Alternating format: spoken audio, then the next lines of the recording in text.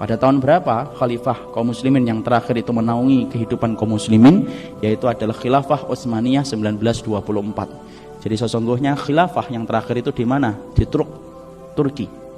Dan akan muncul khilafah kembali yang terakhir kalinya, kalau merujuk kepada apa yang disampaikan Nabi, akan berdiri kembali khilafah alamin hajin nubuwah. Akan kembali munculnya khilafah kelak, sebelum kemudian Allah menegakkan hari kiamat dan menerbitkan matahari dari arah barat. Janji dari Nabi, dan Nabi tidak pernah berdusta, dan orang yang dibenarkan omongannya adalah Rasul. Akan berdiri kembali khilafah alamin hajin nubuwah. Akan berdiri kembali khilafah alamin hajin nubuwah, membawa kedamaian, membawa keadilan, dan membawa akidah dan tauhid di atas muka bumi ini. Dan itu janjinya akan muncul kembali setelah jatuhnya khilafah yang terakhir 1924 pada bulan Maret di Turki. Makanya setelah kehidupan jatuhnya khilafah Utsmaniyah, kita ini sebagaimana anak ayam yang kehilangan induknya, sampai kemudian tercerai-berai, sampai akhirnya kita dipotong-potong jadi negara-negara kecil setelah pasca peperangan dunia kedua. Coba Bapak, dulu tidak ada itu Muslim Saudi, Muslim Mesir, semuanya jadi satu khilafah. Mesir itu pada zaman Rasulullah, pada zaman khilafah itu bukan negara, tetapi apa? Provinsi. Sampai kemudian beberapa hari yang lalu saya membaca sebuah manuskrip, ternyata ada hubungan erat antara khilafah Utsmaniyah sampai dengan Aceh. Dan itu menunjukkan betapa besarnya kekuatan khilafah, dan sesungguhnya khilafah itulah perkara yang dikhawatirkan dan ditakuti oleh orang-orang kafir ketika kaum muslimin berkumpul dalam satu komando, yaitu komando khilafah yang menjalankan kitabullah dan sunnah. Makanya janji dari Allah itu apa? Khilafah itu muncul, dan orang kafir itu membaca itu. Makanya kalau kita perhatikan riset-riset yang dilakukan oleh orang kafir, yaitu adalah riset bagaimana dia selalu meneliti dan mengamati kondisi kaum muslimin ketika sudah mengarah kepada perkara itu. Makanya mereka berusaha untuk melambatkan, walaupun mereka itu tahu kemenangan Islam itu datang. Makanya hari ini kita dapatkan permusuhan. Tidak ada agama yang paling dimusuhi di atas muka bumi kecuali Islam. Tidak ada agama yang mendapatkan permusuhan paling besar di atas muka bumi kecuali adalah Islam. Kalau agama ini bukan turun dari Allah, sudah hancur dan sudah punah jauh ratusan tahun sebelum kita lahir. Tapi karena agama ini adalah agama yang lahir dari kekuasaan Allah Subhanahu wa taala, maka inilah yang menjadikan Allah mengabadikan Islam sampai akhir zaman. Makanya orang-orang kafir itu ngerti betul, kemenangan Islam itu pasti datang. Karena bisa jadi, maaf Pak, orang kafir itu bisa meredam semangat Islam, tapi tidak bisa meredam kemenangan. Mereka bisa merusak bunga, tapi mereka tidak bisa menahan musim semi untuk datang. Dan musim semi bagi kehidupan Islam adalah kemenangan bagi kaum muslimin. Makanya kita lihat geliat apa? Semua geliatnya, gerakannya, kemudian Islam muncul di mana-mana. Dan siapa yang mengatur semua itu? Semata-mata Allah yang mengaturnya, dan tidak ada zat yang maha mengatur kecuali adalah Allah Subhanahu wa taala.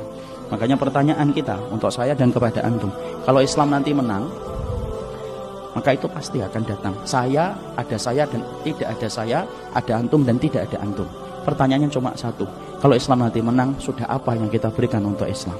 Dan sudah apa yang sudah kita sahamkan untuk Islam di dalam kemenangan? Kenapa? Kalau 1 rupiah di kantong kita saja akan ditanya oleh Allah dari rupiah itu bagaimana mendapatkannya, apalagi urusan agama. Karena setiap orang akan ditanya bagaimana urusan agama ketika dia tinggal dan hidup di dalam kehidupannya. Khilafah bukan tujuan, akhi. Khilafah bukan tujuan, tapi khilafah adalah wasilah untuk menegakkan syariatnya Allah di atas muka bumi. Karena ada orang, sebagian dari saudara-saudara kita mungkin menganggap khilafah itu tujuan. Khilafah bukan tujuan. Khilafah tidak kita nafikan merupakan bagian dari kulturnya sunnah, itu khilafah. Siapapun hari ini mau dan tidak mau setuju atau tidak setuju, dia tidak mampu menghilangkan dan menafikan kulturnya sunnah itu ada dalam khalifah.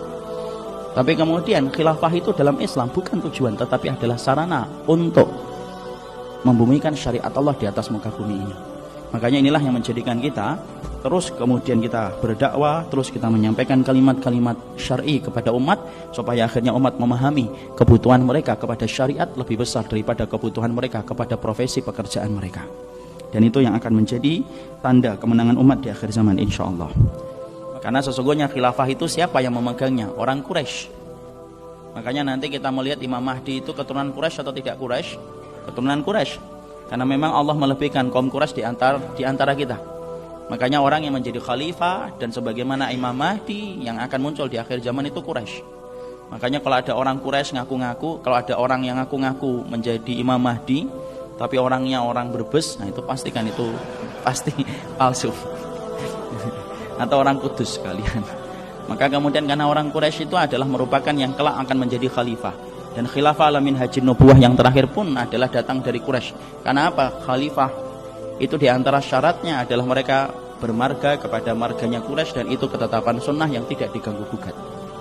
Makanya kemudian kita tidak bisa nanti orang Indonesia dong yang harusnya menjadi khalifah, tidak bisa secara sunnah. Karena kita kemudian sam'an wa ta'atan, kita mendengar dan kita taat. Dan kemudian memang khalifah itu ditetapkan di dalam syariat sunnah adalah datang dari kalangan Quraisy. Makanya Imam Mahdi itu adalah orang Quraisy sendiri. Makanya kemudian Imam Mahdi kemudian akan menjadi khalifah dalam kehidupan sebelum ditegakkannya hari